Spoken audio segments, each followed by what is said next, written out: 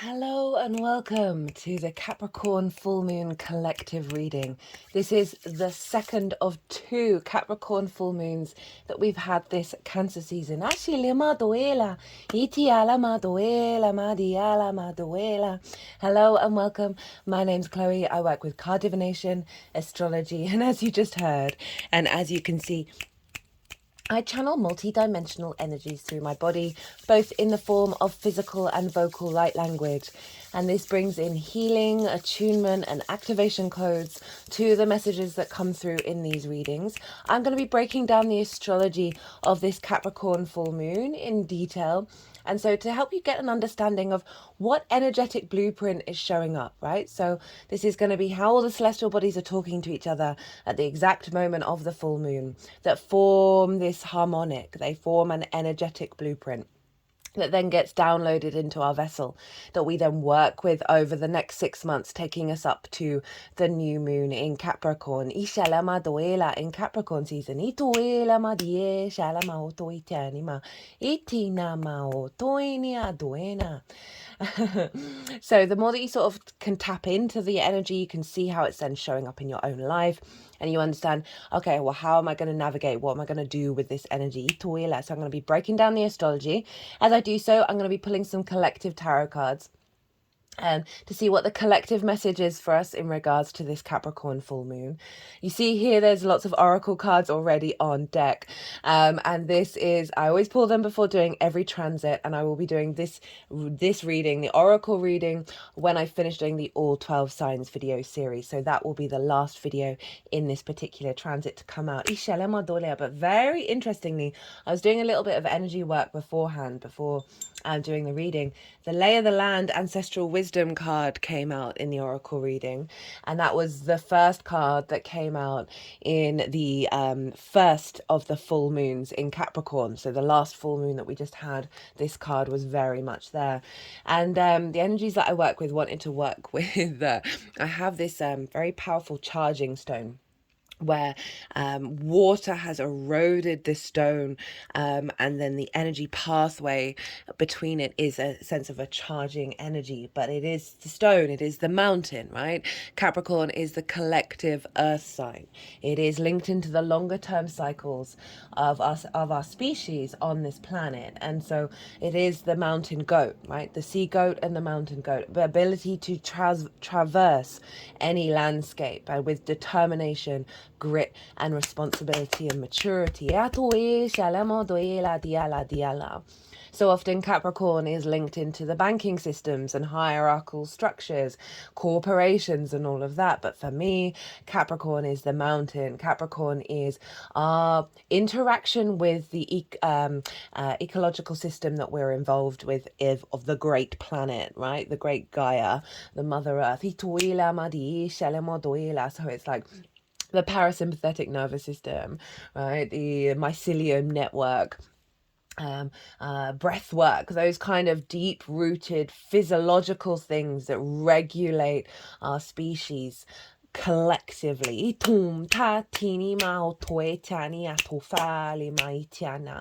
It's very traditional energy, Capricorn.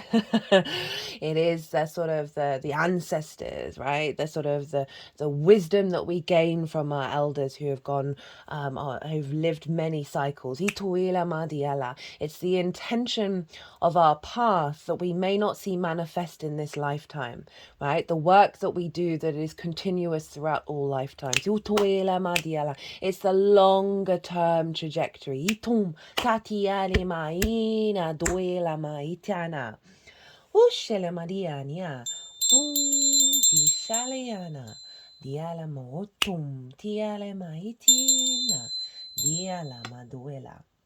So, right, let's sort this table out and get ready with cracking on with the astrology of this full moon.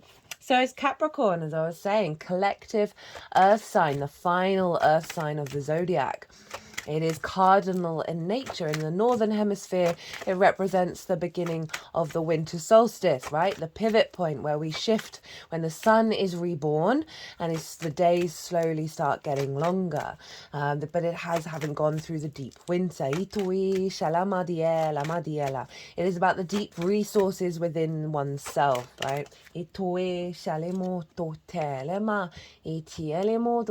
the Seven of Pentacles in reverse as the first card out. So the Seven of Pentacles represents, the tending to the harvest.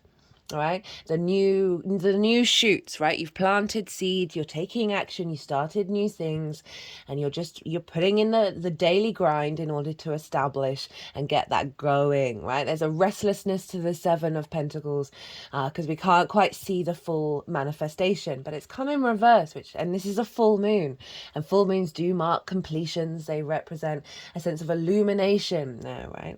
An ending of a particular part of a cycle. So we are manifesting here with this full moon and the Seven of Pentacles in reverse, of like we have learned certain we've gone through. So it's wanting to go over the teacher card, which is interesting because the Seven of Pentacles is kind of like the apprenticeship energy. Just figuring out, learning your craft, beginning to learn your craft. And in reverse, it's saying, no, we've moved beyond that. We're heading into a state of mastery. Atum,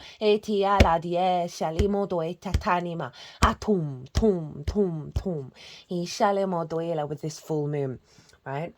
So regulars, I've been talking quite a lot about how this particular lunation cycle from the Cancer new moon to this Capricorn full moon is activating a new frequency. Okay, so since Aries season last year, the moons from new to full moons have been what's called inconjunct, right? So an inconjunct is kind of like a straight line with a bit of a kink in it, right? And so we've had kinky downloads over the last year and 3 months, and we would have seen clues and signs and synchronicities about this new frequency that's coming in, this new reality of integration and expansion and awareness and joy. But then all the discordian energy and may have come up because of it being so inconjunct. It's a non-traditional aspect.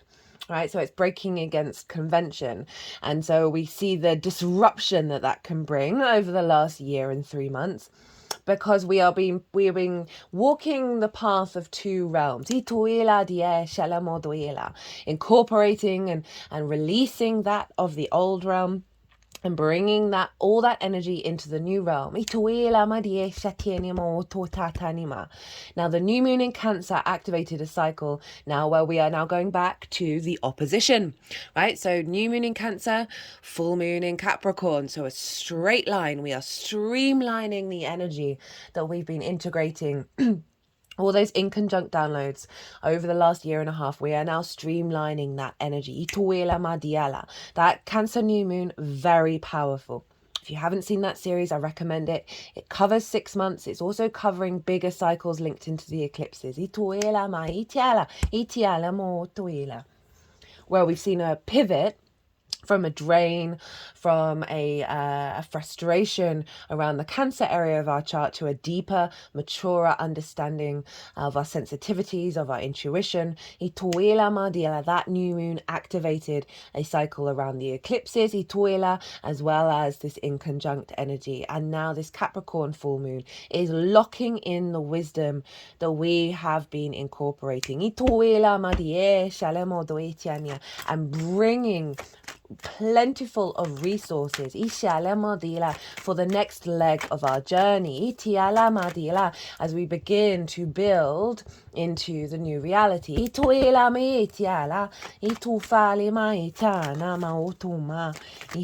energies are very insistent on coming out. So second of 2 Capricorn full moon. So we've got double Capricorn energy. Now, I talked about the eclipse cycle. So the Cancer area of our chart has been manifesting the eclipse cycle of the South node, right, of Libra. And Capricorn is manifesting in the 3D realm the intentions around what's happening with the eclipses in Aries, so the North Node. So whereas the Cancer area of our chart has felt some drains, felt some release, some withdrawal, right? Not really the outward yang activation, more an inner esoteric yin mode. The Cancer area of our chart, the Capricorn area of our chart, has been the outward activation, the manifestation, the yang. Where are we headed? What are we doing? In alignment with these eclipses.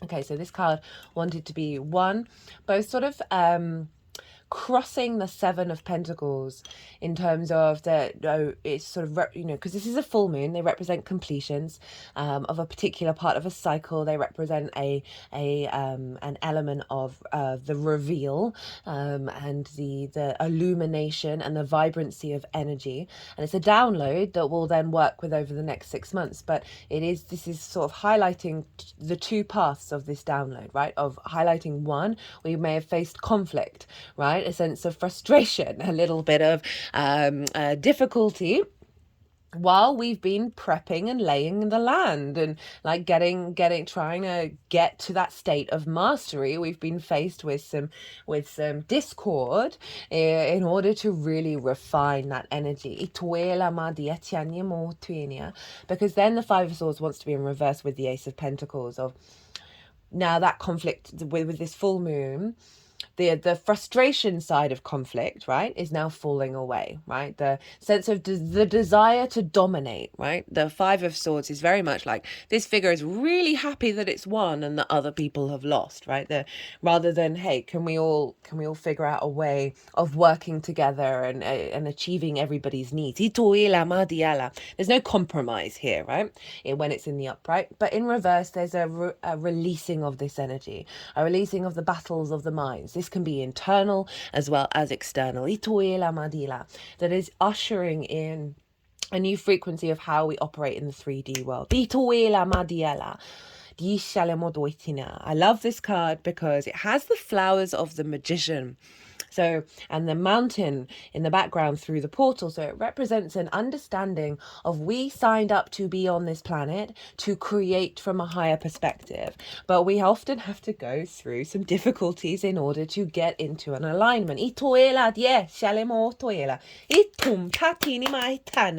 So this moon is bringing in, it's offering us up a frequency in terms of the earth, the great mountain energy. If you ever go near a mountain, spend a day or a night, at least a night, you find yourself, your rhythm recalibrates, your fear responses diminish. There's a solidity to it, right? You slow down and you realize you don't need to rush. We're so impatient as a species. Capricorn is a very slow energy. It is ruled by Saturn. Saturn is the last visible planet to the naked eye. It marks the boundary between the seen and the unseen. It is the gatekeeper of time, of cause and effect and karma, integrity, commitment, hard work, due diligence, responsibility, and an understanding of your legacy, and not sweating over the small stuff because you're aware of the longer term trajectory. And we've got a double Capricorn full moon energy here. So we're really, after everything that we've been going through with all this inconjunct energy from the hybrid eclipse that we had in Aries last year, right, the reintegration, the gradual integration of our soul's frequency in our current incarnation, where we're learning to trust ourselves, where we're learning to respect the I am of your own journey and that of everybody else. So rather than the entanglement with the external world, we have been cultivating an inner power within ourselves, where we can become sovereign through our integrity. And all of this is building together with this full moon in Capricorn, which is wild, by the way. The astrology for this moon, I cannot wait to get into it, is wild. is so powerful that we are really getting a boon, a download of activation of our capacity to then start building from this higher perspective. I love that the Ace of Pentacles has come up, of this perspective of how we engage with the world. I've talked on and off over the last year about near-death experiences. The majority of people who come back from a near-death experience, even if it wasn't particularly accidental, you get what I'm saying, even if they had terrible lives, they're like, no, no, no, no, no, this is where we're supposed to be, no matter how bad it is. This is where we create. This is where we feel. This is where we touch. And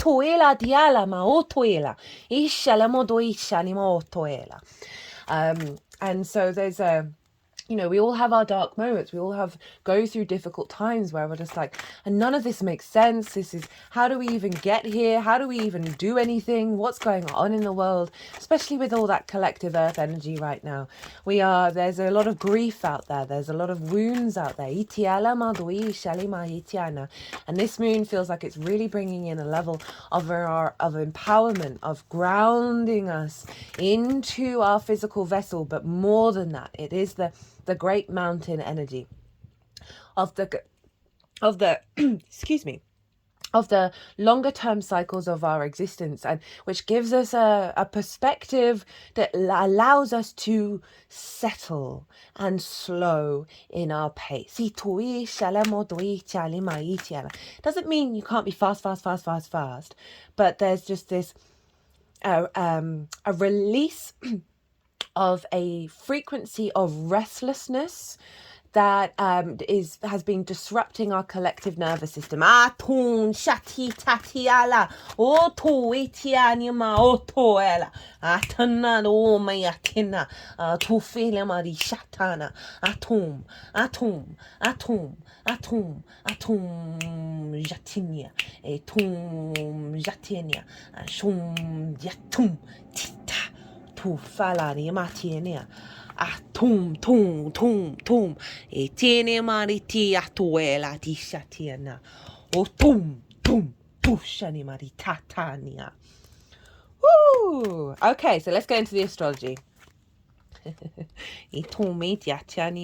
was Temperance. They put it back. We'll see how that wants to come out.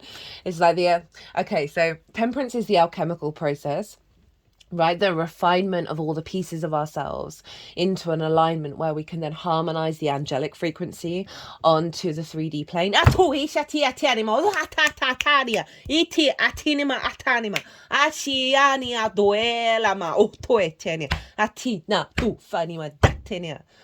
Woo! Okay, guys. So that feels like, because it popped out, it really did fly out, but they put it back. So there's an element of acknowledgement of this is what we've been doing. So the last Capricorn full moon was the last inconjunct download. And so that was unlocking parts of ourselves that may not have been easily accessible if we'd just gone the normal trajectory, right? Remember, so the opposition is a straight line, and then the inconjunct is a bit of a straight line, but with a bit of a kink. And so we've had a bit of curveball energy. We've had misdirections. But in a way that is like, hey, look over there. And then because you're looking over there, you see something else that then uncovers something that you wouldn't have noticed if you hadn't. Anyway, I hope that makes sense, that we've had these very inventive, maverick energies being downloaded into us, but we're still in a very traditional time cycle that's dense of the collective earth trauma. We see it absolutely everywhere. We have a war going on where the Indo-Europeans advanced and spread out over the whole of that continent. We have another war going on linked into dogma and a tale of oldest time in terms of the Abrahamic faith.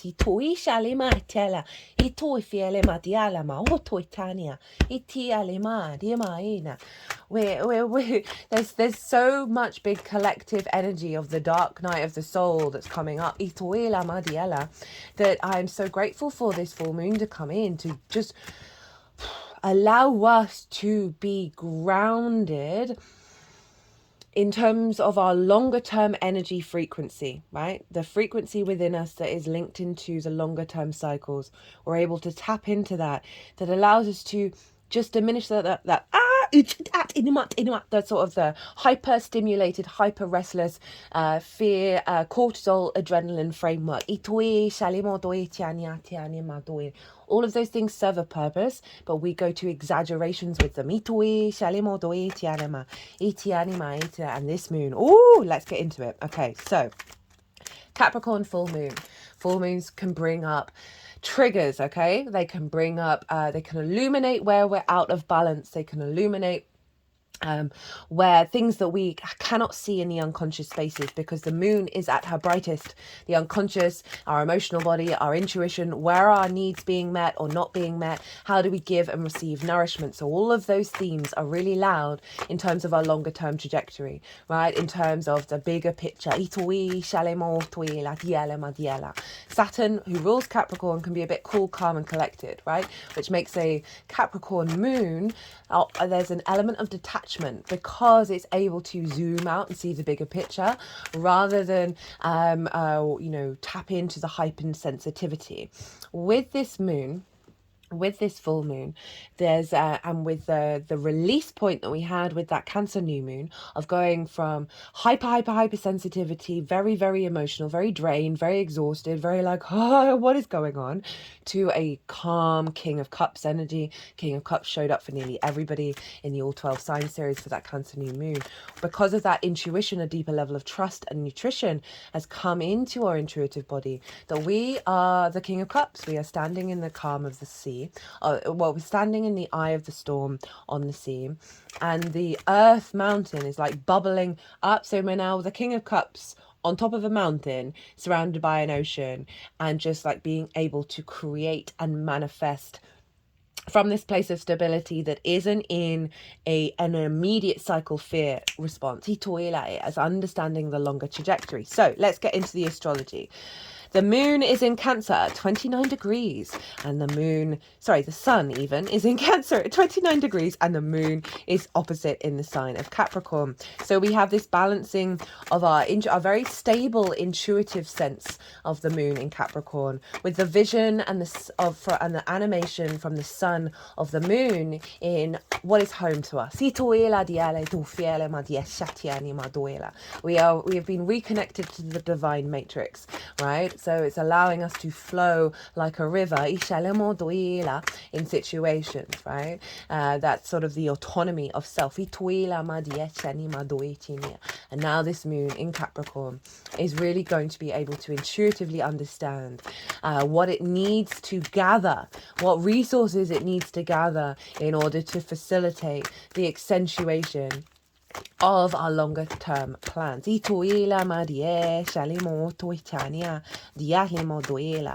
this moon happens to be conjunct Pluto in the sign of Aquarius. Pluto is very closely going to be very soon. It's happening, I think it's the 1st of September. It's going to be moving back into Capricorn for just a couple of months. So we have Pluto in Aquarius, who's getting us realigned to our universal frequency, right? And the power of that, and magnetizing towards us situations that serve that frequency, and that can often lead to disruptions in dynamics and situations that are no longer part of that framework. It's retrograde though, so it's more of an inner experience that you're cultivating, a real inner power around your understanding of where you're headed in the future, right? So we have this very powerful, magnetic, transformative energy feeding. Okay, where did they go? We have the moon. I think that's everything. The moon and strength, as I'm talking about that.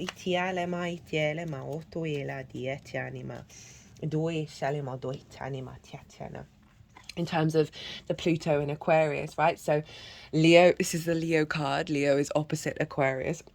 We've got some Leo energy going on as well.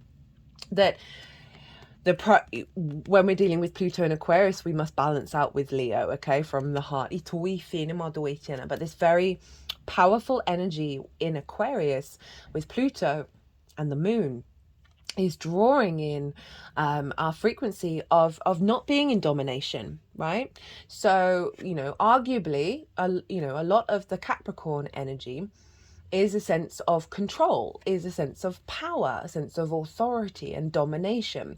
That is one side of Capricorn. I talked about the other side, which they're both relevant. Pluto in Aquarius. So both Saturn rules both Capricorn and Aquarius, and Capricorn is more what's within the wall, right, of the civilization, right, the tradition, the ancient, the past, ituela.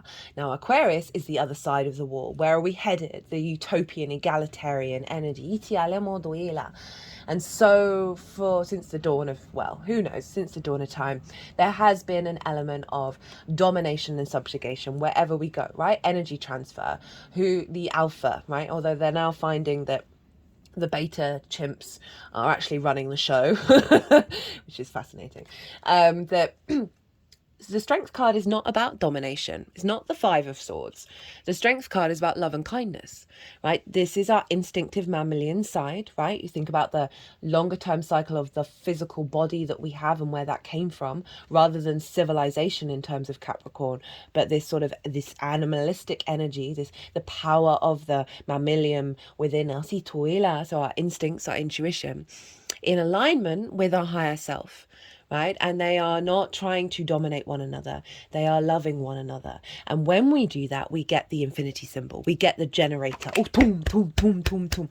And it takes a lot of vulnerability, right? A sense of, I'm going to show you my weak spots right now.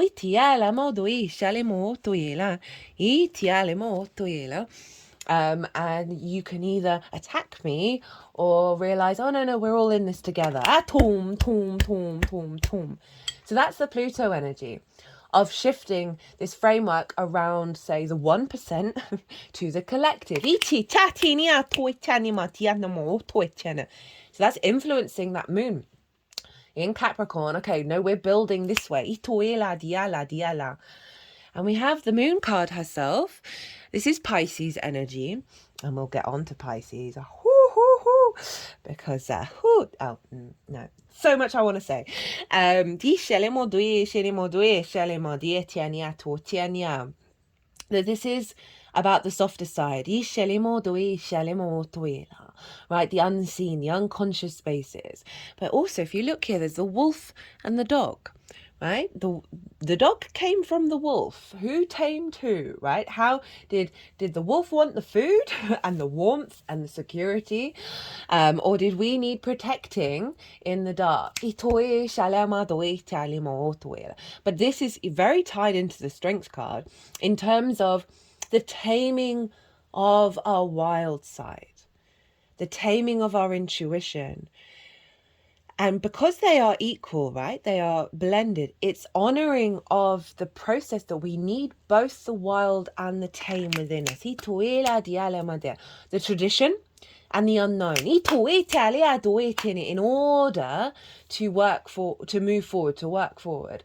Right? It's not about negating the past. It's not about rejecting it. It's about understanding the resources and the depth and the wisdom that is there, applying and seeing what works, and how to navigate moving forward into the future from a very magical perspective, a very sort of unseen, sensitive, psychic, intuitive response. Of allowing our connection to our higher self, our subconscious source, whatever it is that you want to talk about, that sort of that vast wealth of the inspiration that comes from that very intuitive sacred space. That this is being amplified. Because 29 degrees is the last degrees of these signs. It's the powerhouse. It's the weight of all of this energy. So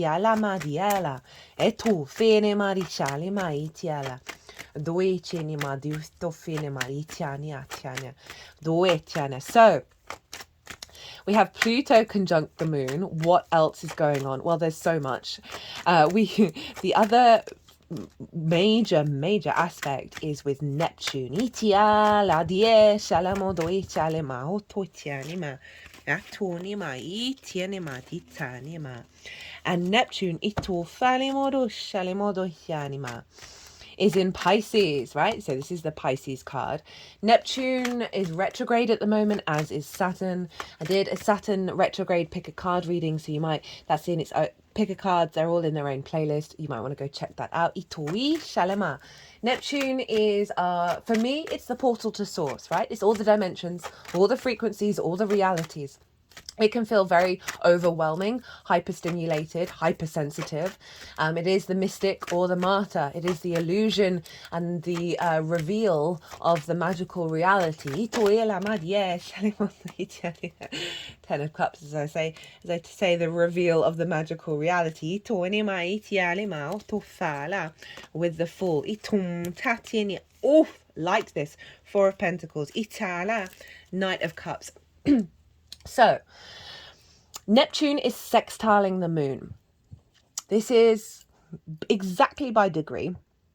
A sextile is an aspect of Venus. Venus wants us to connect. She's about relationship dynamics, right? And the sense of attraction, of desire, of pleasure. It is about love, connection, harmony, grace, diplomacy, the stimulation of existence. The arousal.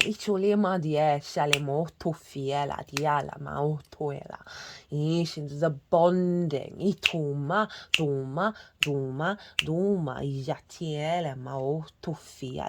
So we have this very creative energy with a sextile. It's free-flowing energy. It's with two yin signs. This is there's very big yin energy here. Yin is earth and water. It is the feminine energy, the night energy. It brings nuance and depth, a softness, an observation, a strategy, an element of surrender and a bringing together of information in order to cultivate and bring nuance and depth, as I said. So we have this very yin energy showing up here with Neptune sextiling the moon. So Neptune's very much linked into the film industry. Its journey through Pisces has seen the explosion of the Marvel network, where we have lots of individuals from different realities, dimensions, with superpowers or magical things coming together in order to save the world, right? Very Neptunian energy in Pisces, right? Of we are all connected and there's magic and there's weird stuff, and we're all in it together. The very compassionate, empathetic energy of Pisces. So Neptune retrograde is feeding creative ideas of this magical reality that we're in, internal within you. Embedding it deep in your unconscious spaces. But the moon is at her brightest. So it's really, there's a sense of vision around, you may get clues around the full moon around where your magical reality is headed. Everybody's one is different. And so there's a real sense of just knowing that's being embedded here internally within your unconscious spaces, right? So retrogrades can see being able to see things clearly with Neptune and really see that life is a magical reality and it is not the delusion. I think around the Neptune retrograde, lots of false gurus were being sued, which I thought was hilarious. But this is about your inner structure. And the ability to bring source into the moon and find connection and appreciation and bringing that magical reality of Pisces into the very sort of grounded energy of Capricorn that is going to serve our longer term energy. And it's trine the sun, right, over in the sign of Cancer. So a trine is an aspect of Jupiter. Jupiter wants to bring things together in order to elevate and inspire, right? It is very expansive in its nature. Again, it's a free-flowing energy. It's very supportive. Fellow water signs and fellow yin signs, but different modalities. So this is where the wisdom comes in. This is the depth comes in here. It can bring about a sense of knowing, right? And with that knowing comes confidence, which allows us to be more in flow, and that's where we see the luck and the abundance come in. So we've got abundant energy of that Neptune feeding into the sun, our vision, our clarity, our animation in the sign of Cancer. What does home mean to us? What does nourishment mean to us? What does our emotional body and our sensitivity mean to us? We're getting a boost from source that's integrating internally within ourselves around the vision that we have for our home, right? I don't want to say new earth, right? Even though this card for me is the new earth card, but there is an element here with this full moon that is integrating a frequency of our capacity to build our reality that nourishes our emotional body on an individual level, and we have the vision and the intuition to tap into that is serving the new reality that we're bringing in. Now let's get into the tarot of what came out while I was talking about that. First it was the Ten of Cups, then it was the Fool, Four of Pentacles, and the Knight of Cups. So the Fool, the Four of Pentacles, and the Knight of Cups love this energy. We've got earth, we've got water. So the Fool is about embarking on a new journey from a heart space. And this Fool is about to leap off a cliff, and it knows that a magical reality is going to appear, right? It goes beyond the rational. So this is very that Neptunian energy of our capacity to take a leap of faith.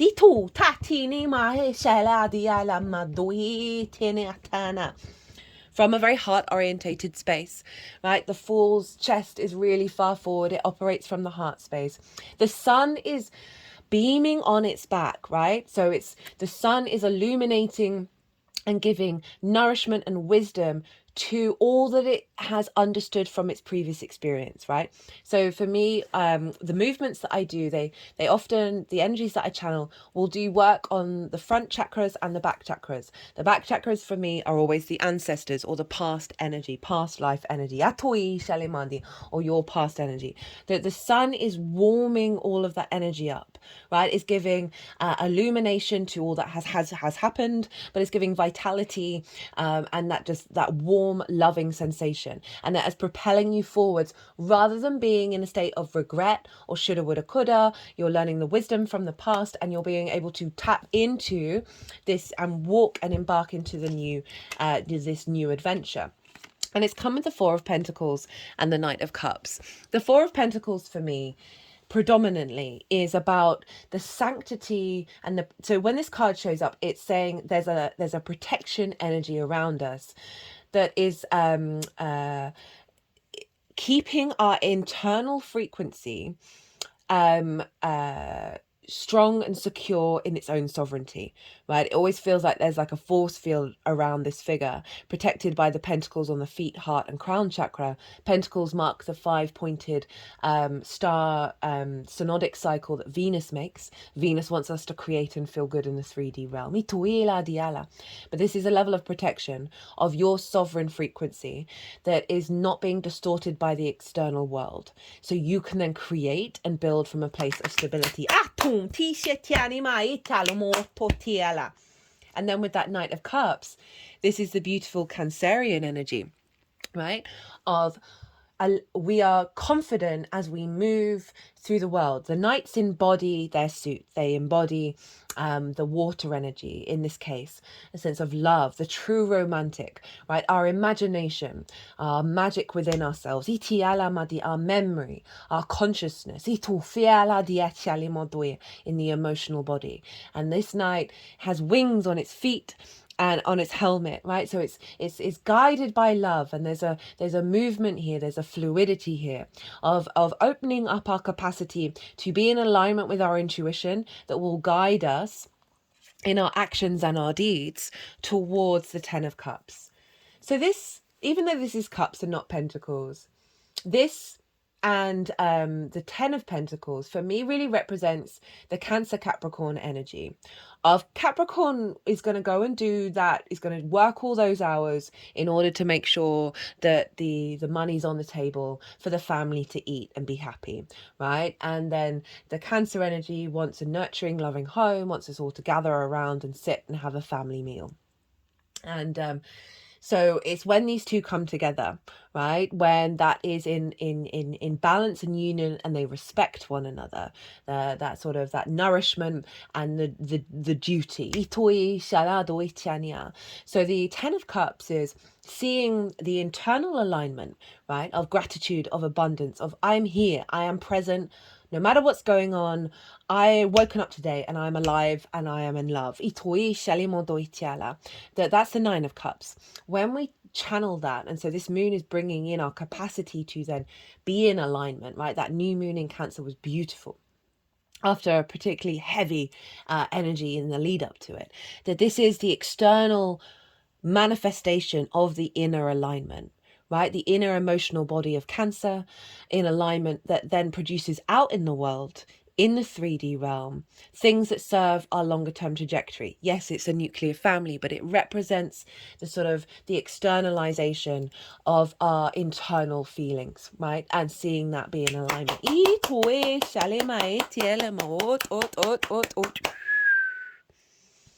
Oh my goodness, 40 minutes and I've only really talked about two aspects. Okay, let's get on with it. Guys, there's so much. This might be one of the longer ones. I always try and keep these at an hour, but I think this is going to be a long one. Let's just roll with it.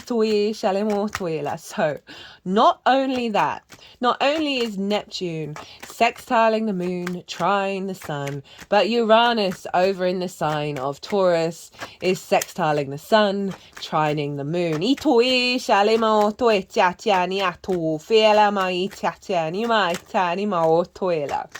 So today, this is Monday. I'm recording this Monday, the 15th of July. Today is the day that Mars and Uranus come into conjunction in the sign of Taurus. It will be, unless you're a newborn child, likely to be the last time this happens in your lifetime. I've done a pick a card reading for that. That reading was wild. So again, in its own playlist, in pick a cards are all in their own playlist. So go check that out.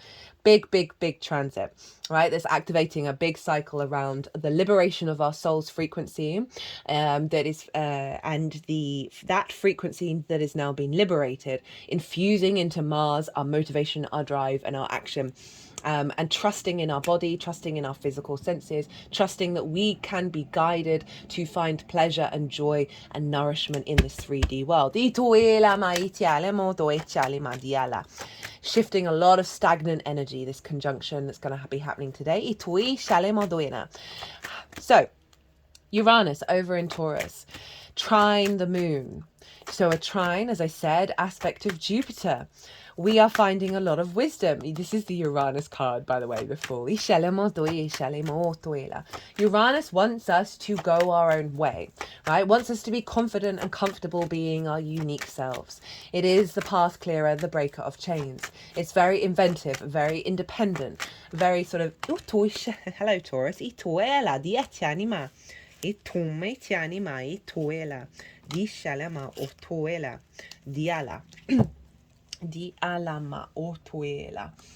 Very independent, very as I said, it's simply, it really is a reconnection to your soul's mission. And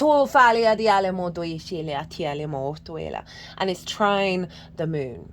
So we have the death card showing up here with Pallas Athena over in the sign of Scorpio, which is also making aspects to the sun and the moon. But in terms of what I'm talking about in terms of Uranus, so this is a release over, so I think this is acknowledging the conjunction that's happening today of a release around things that have had an authority over us that no longer serve us, right? You see, the king is no more.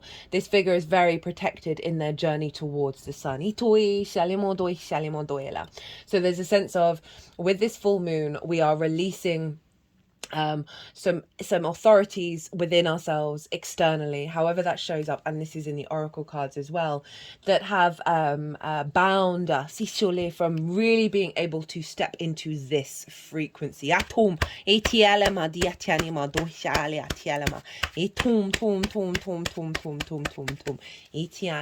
it's followed by the Hierophant, which is Taurus. So these are opposite signs. The moon happens to be in Scorpio right now. And the Hierophant is about having gone through this process.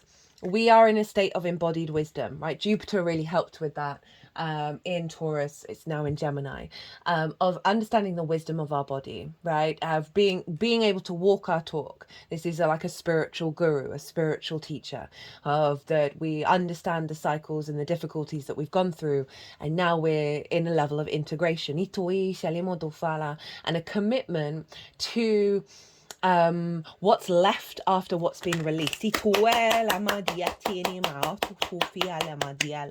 And it's come with the Eight of Pentacles, which is the mastery card. You know, I said earlier that Seven of Pentacles, we're moving away from the apprenticeship energy.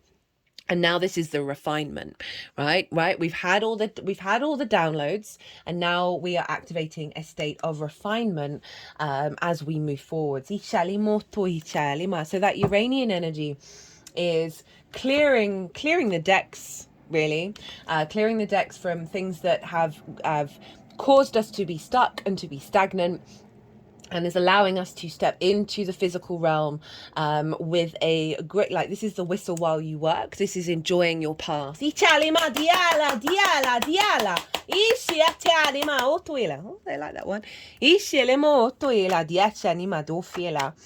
So there's a lot of wisdom here that's being imparted into this moon, which is a very traditional moon, Capricorn, with Uranus, who's like, no, right, tradition, cool, we're going to take some of that, but we're not taking the dogma, we're not taking the restrictions that have bound our physical vessel on an individual level, that have blocked our pleasure. Taurus, ruled by Venus, our sense of our ability to connect and feel the tangible world in a way that illuminates and brings creativity and joy.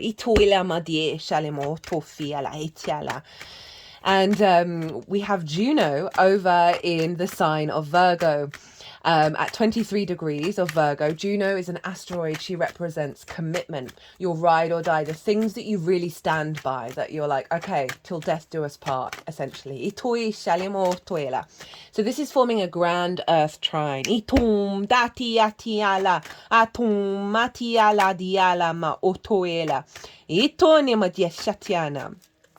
With Uranus, the moon, and Juno. So we have this level of commitment within the sign of Virgo. Virgo is very good at facilitating things and bringing them into being in the 3D realm.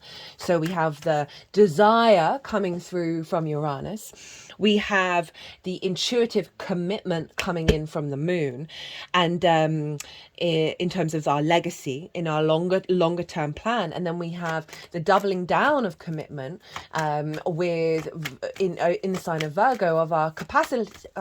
Virgos are very good at being able to see how to make things work. So we have this big boost feeding into this moon. I forgot to mention, so with the Sun, Moon, Uranus, and Neptune, they are forming what's called a cradle, right? So we've got the opposition between the Sun and the Moon. We've got Neptune, and then we've got Uranus. And then if you draw a line there, and then the cross there, it forms a cradle, basically. And we are being birthed out of it. We're coming from that apprentice stage into the refinement of our mastery.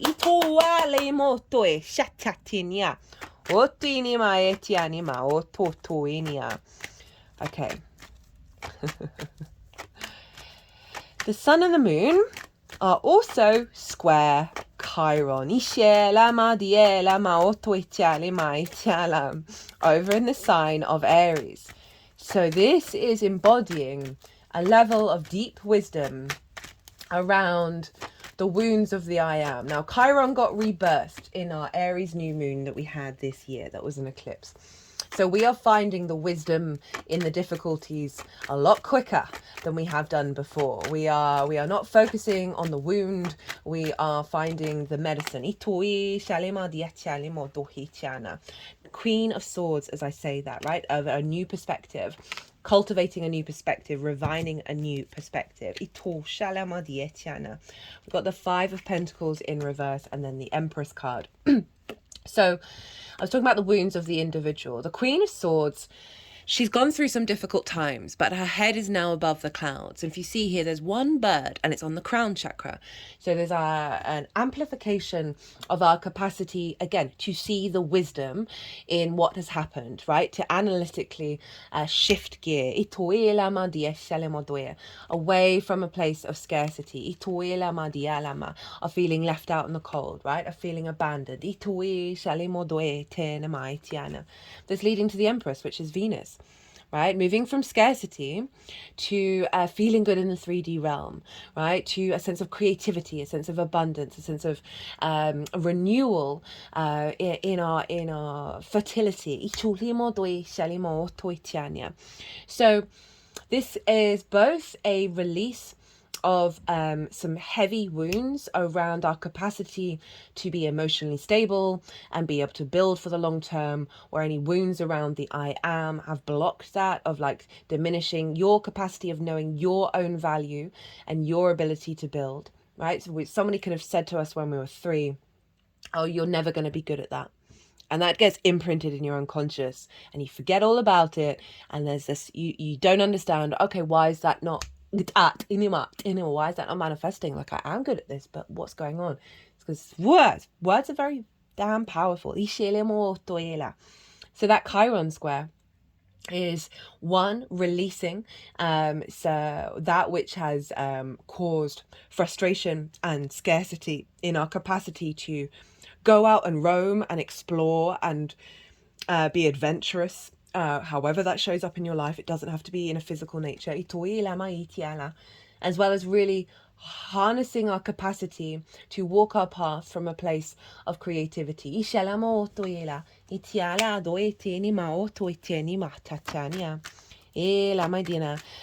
know I mentioned earlier about the Capricorn area, right? So the Capricorn, I don't think I quite finished it. In terms of the eclipses, Capricorn is where the North Node is manifesting. So where are we headed? What we're striving for? What we're making bigger? That's where we're seeing it manifest. And I'm not surprised that the power of the tarot has come through and really highlighted that. But I just wanted to double down on that one. Now, okay, so those are the major aspects that are happening. As I said, Pallas Athena is also influencing this energy, as well as Saturn, right? This is very similar to the Cancer new moon, a level of maturity and strategy in our emotional body, a level of responsibility and embodied wisdom in the water memory of our existence, right? Of our consciousness, of being, is all funneling into the sun by a grand water trine. So we're really doubling down on that new moon energy and imprinting it here in the full moon as well, of like our capacity to be very in our own lane in terms of our energy field. It's not about not extending and intermingling with others. It's about not being entangled and distorted. There's a flow here. This same day, okay, Mars has moved into Gemini and is exactly trine Pluto, and is also trine the moon, but it's an out of sign trine. Mars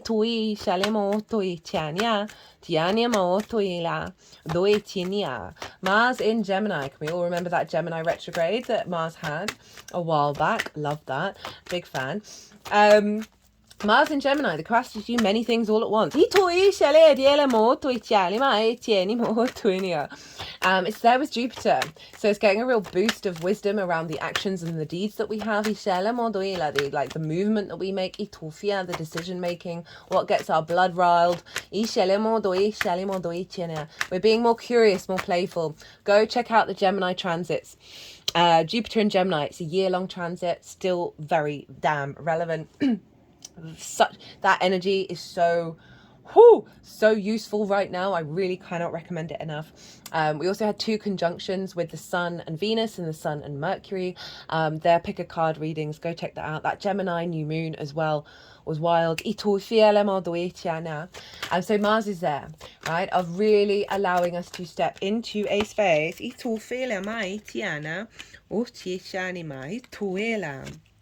Step into a space that we are being more fluid, more mutable in our actions, and we are able to find a deeper resonance and wisdom around the information that we're collecting and the actions that we're taking, that is breaking out of the rigid structures of conformity, tradition, and dogma, right? This is influencing this moon as well as Pluto, that are everything that I've just said is being fed into Mars, and Mars is going to be able to elevate this from a very catalytic place in terms of disrupting structures that are stagnant rather than being in flow. So we've got the Page of Swords, Isha with the Knight of Pentacles and the Nine of Cups here. So this Knight of Pentacles, I feel like, is sort of referencing the fact that we will be just having in an hour and a bit the Mars-Uranus conjunction in the sign of Taurus, right? Of slow and steady wins the race, of putting in the work on a day-to-day basis. That is a 2-year cycle. So Mars is going to be influenced by that cycle for the next 2 years. But it's in the sign of Gemini, so we've got the Page of Swords. Our capacity to... So this figure is looking to the past, present in the moment, but moving towards the future. Is a time traveler, right? Time is not linear in the Page of Swords. Is our capacity to understand the past, to utilize all of that wisdom and bring forth what we need, all the creative ideas, see like all the birds up here, all the different ideas, all the capacity, and bring that into the future. With the Mars Gemini, with the actions and the mental suit, that is bringing in a sense of genuine joy of life, right? Gemini is very playful, very curious, and so we've got this real sense of confidence within ourselves, in our emotional body, in the actions that we're taking, because the actions that we're taking are taking us towards this, and then the overall moon is taking us towards that.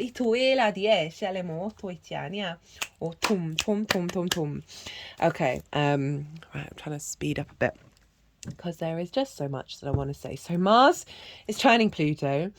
Trine, again, very inspirational, bringing together of our capacity of understanding that universal truth that Pluto's activating, and our ability to take action and find the wisdom in that truth and then feed it into our actions. Mars and that moon, as I said, right, really being able to facilitate the wisdom of Capricorn and bring it into a more curious, playful place.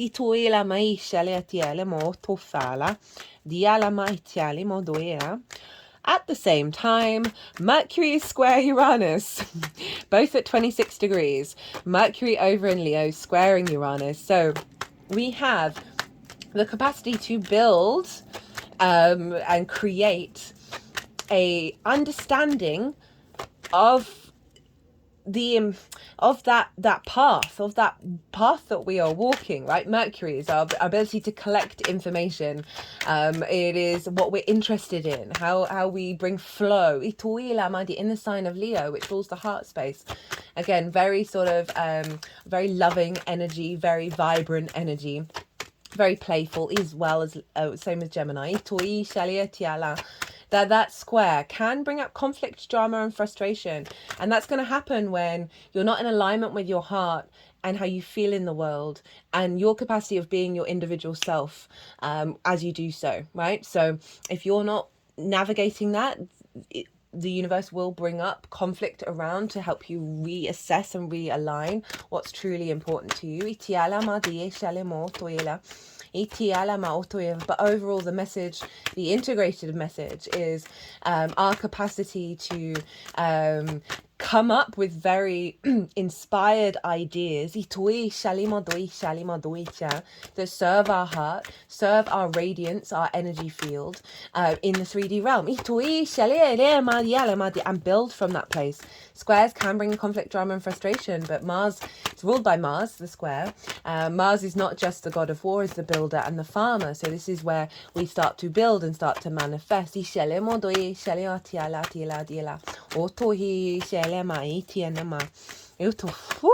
moon is wild.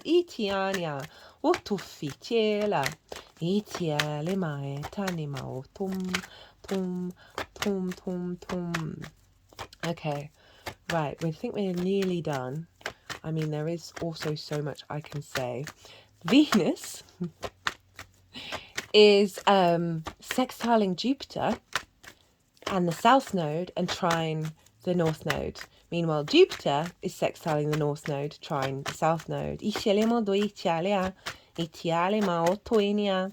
They are also forming their own cradle. Between the north node and south node energy, we have Venus and Jupiter, the two benefics. So we have the two benefics in an aspect of a benefic, which is Venus, harmonizing and really bringing a deeper sense of wisdom and love and creativity, a sense of expansion in our neural network, in our mind, Gemini, and Venus in our heart. There's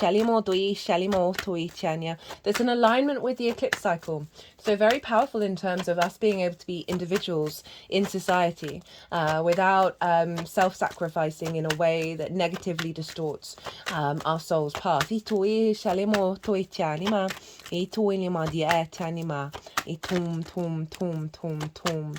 we've really got a very strong alignment. Very positive boost here of those planets. Vesta is also conjunct Venus, and Vesta represents our soul's contract, the purity and the sanctity of that inherent contract, the devotion, the dedication. So we have a lot of devotional energy around our heart space, around, seeing ourselves and also seeing everyone around us in an open way, in a curious way with that Jupiter energy, and being able to build from that very curious, open-hearted energy. The Fool. So that's what's going on by aspects. Now let's get into rulership energy. So Saturn rules Capricorn, and so whatever's going on with Saturn is influencing what's going on with this moon. Saturn is over in the sign of Pisces, so kind of what I was saying earlier about bringing that very sort of undulating, magical, fluky, synchronistic Piscean energy, very empathetic, there's a mysticism to Pisces. Of all rivers lead to the ocean. And honouring of that, the connectedness of our emotional body. So Saturn is influencing this moon of saying, okay, we need to be in alignment with the way that we build, that is serving the collective emotional body in deep healing. Just had in my head, it could be you just making the best ever cake that you've ever made, right? And feeling really good about that, and giving that cake to a stranger or something, right? Go out into the street and give someone a cake. Don't know why that might be relevant for one of you. But Saturn is about our legacy energy, right? It is about that magical reality. So it's infusing that magical reality and our ability to perceive it internally into this moon of where we're building and where we're headed and what we're manifesting. Now Saturn is ruled, Pisces is ruled by Jupiter. So we've got the Four of Swords as I was talking about this. And so this, in the upright, this is about being held by something bigger than ourselves, right? This figure is in a church, being in a state of meditation, in a state of calm, of contemplating the wounds that we may have felt and finding the wisdom with it. And it's in reverse, which is saying, okay, we've come to an end of a cycle of working through those, and now we're taking that wisdom out in the world. We're taking that Ace of Swords as that Page of Swords holding the ace, and then implementing this new divine inspiration. So again, with that full moon of what I was saying about Saturn, of we've had clues and signals around the magical reality, but we've also had a lot of wounds show up, right? And so this is an acknowledgement of that journey, of that polarity that we often get with vibrational frequencies.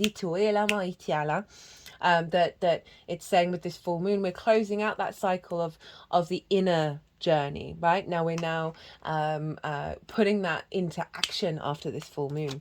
Now, Jupiter rules Pisces, so what's going on with Jupiter is influencing Saturn, and Jupiter and Saturn are coming up to a square with one another. That's going to be a big deal. Because that marks the first hard aspect since the conjunction at the winter solstice 2020, which activated a longer term cycle of the Jupiter-Saturn conjunctions being in the sign of air rather than being in the sign of earth. So we're getting our first hard aspect with that one. So we're going to see things kick off around, let's do the days ahead. When's that happening? Should have checked, really. So that's happening mid-August that we're going to have that, but they are still kind of close to coming into a square with one another. And so we are building the wisdom that we're learning from Gemini and embodying it into our understanding of cause and effect. But anyway, Gemini, therefore, is influencing, Jupiter in Gemini is influencing Saturn, which is why I said go check out that Jupiter and Gemini transit, of our genuine capacity to have more discernment around the information that we collect, as well as being more curious and open and playful, and the capacity to learn lots of different things and be more open-minded and more exploratory, more catalytic in nature. So this is adding a shake-up energy and our capacity to break out of stagnation that is facilitating us being able to build into the magical reality that is Saturn influencing the sign of Capricorn from Pisces. Now, who rules Gemini? Well, that's Mercury. So Mercury is in the sign of Leo. And so that Leo energy, that heart energy is going, hey, let's make sure that we are cultivating the heart, cultivating that sense of strength of that Leo energy, right? Of that love and kindness, looping it back round into the tarot. And obviously the sun rules Leo. And where's the sun? Well, it's in the sign of Cancer. So we have this quite elongated energetic flow in terms of the rulership energy, right? The new moon in Cancer, the whole chart was ruled by the moon, right? Every planet, every sign was being governed by what's going on with the moon. This is a very different energy. This is more, there's a strengthening of our capacity to, so we have moon, Saturn, Jupiter, Mercury, sun, back to moon. So we've got the two luminaries and the two gas giants with Mercury. So the Jupiter and Saturn are the longer term trajectory planets, right? 30 years and 12 years respectively. Or other way around, actually. They're more social energy, right? So it's what we do that serves our society, serves the collective, right? How that unfolds in the long term. Sun and moon and Mercury, very personal energies. So it's the individual, it's the balancing of our conscious and our unconscious mind with the longer term goals that are breaking out of convention and stagnation. And Mercury, our ability to collect the information, find the dots, be inspired from our heart space.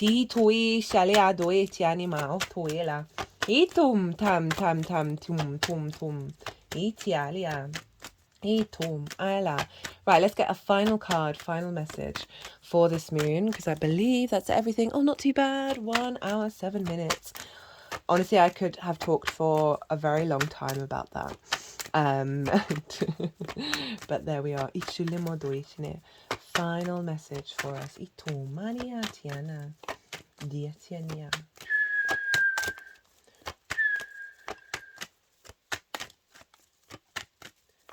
Shala. Diala. Cut the deck and got the world. Seven of Swords. Six of Swords, Two of Pentacles in reverse, Hanged Man in reverse, Ten of Wands in reverse, Ace of Cups, King of Pentacles, Ace of Wands, the Chariot, Eight of Swords in reverse. Okay, Page of Cups at the bottom of the deck. So, releasing, going on a journey, right? Moving away from survival to thrival mode. And we're taking with us the core principles that we have been learning and integrating it into a new landscape. And this process, we got to here, we are releasing limiting beliefs. So this is Jupiter in Gemini, funnily enough. This came in reverse. Limiting beliefs that keep us trapped in our understanding of how we can build, what we can manifest in the long term. 10 of Wands, you know, things feel like when this is like a burden, a heavy weight. And so in reverse, it's not that we're not going to have lots of things to do. It's our perspective around it. It's the energy around the things that we do. We're actually getting energy rather than feeling the weight of it and the burden of it. So we're heading into a landscape where there's a lot of empowerment here. So we have the Hanged Man in reverse. This is Neptune. This is about the wisdom that we have learned, right? This is the embodiment of the download. You see the halo. It's the only halo in tarot. We are now not pausing to gain it. We are embodying it and taking it out into the world. Know thyself and the world will open up to you, right? So we're embodying this wisdom. We know ourselves more deeply. We've cleared a lot of energetic clutter. That then the more that we truly know our frequency and know who we are, the less we get distorted by the external world, the less clutter we have in our energetic field, the more source can co-create with us, right? And opens up the possibilities that are going beyond our comprehension. Page of Cups at the bottom of the deck. There's that Ten of Pentacles. Love it.